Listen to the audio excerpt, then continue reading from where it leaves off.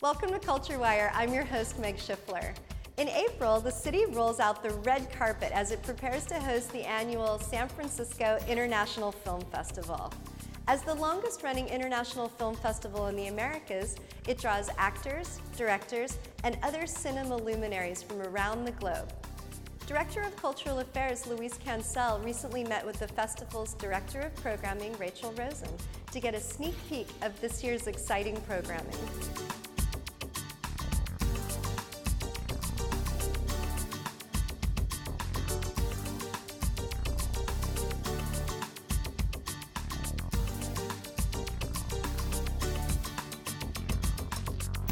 Welcome to Culture Wire.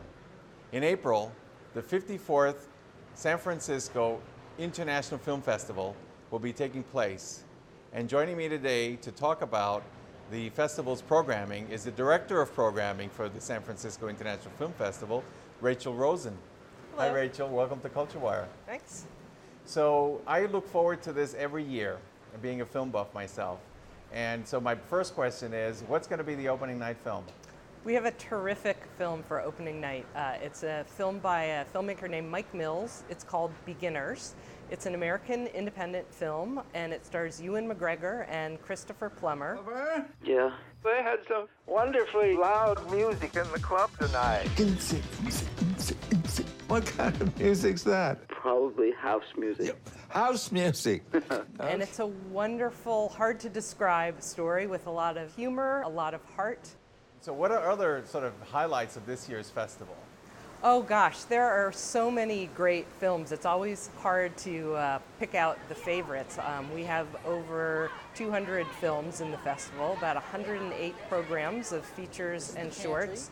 We have some other wonderful American independent films, like our centerpiece premiere, which is a film called Terry, which stars John C. Reilly. And then, of course, films from all over the world, which is really what we're known for, including our closing night film, which is called On Tour, which really shows the crossroads of internationalism at the festival. Now, I know that the society isn't just about the 2 weeks of the festival. You guys also run really fascinating programs and invaluable programs in film for the Bay Area. So once the festival's over, we don't stop screening films. We have a series of mini festivals in the fall, which we call our fall season. And then we often do calendared sets of week-long runs at theaters around the Bay Area so that people who want to see the kind of films we show at the festival have a place to see them all year round, not just 2 weeks of the year.